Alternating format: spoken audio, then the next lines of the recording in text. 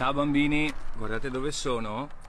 Devo chiedervi scusa prima di tutto perché mi sono perso con tante robe stamattina e non mi sono connesso con la Zoom call all'ora che era prevista. Perdonatemi, sono un banana. Sono uno dei componenti di questo nuovo pellegrinaggio che assieme a Don Eddie nel nostro cuore ci porterà sulle strade del Friuli, del Trentino e del Veneto.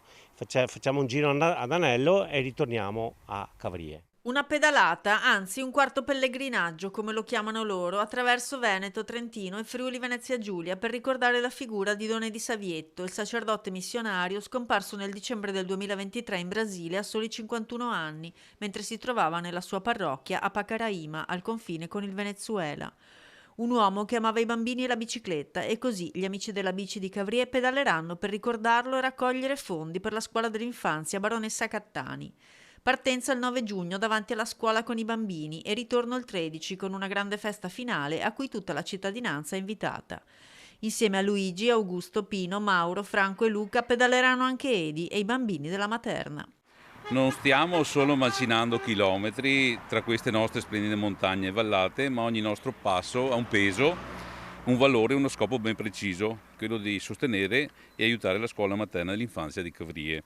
La scuola dell'infanzia non è semplicemente un edificio, ma una vera e propria seconda casa. In un'epoca dove le nostre comunità affrontano tante sfide, mantenere vivi e sostenuti questi presidi educativi è un dovere morale.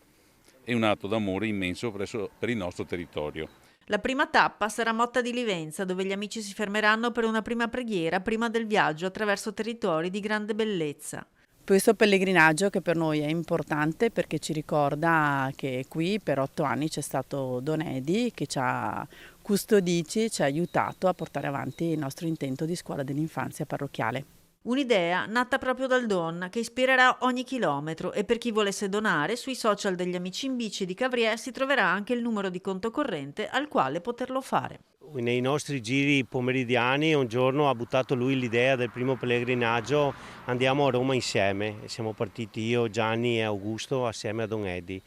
Don Eddie è sempre stata una persona molto carica di vita, di entusiasmo, di energia. Lui è quello che ci ha insegnato tante cose, è quello che è stata sicuramente la nostra guida in questi anni.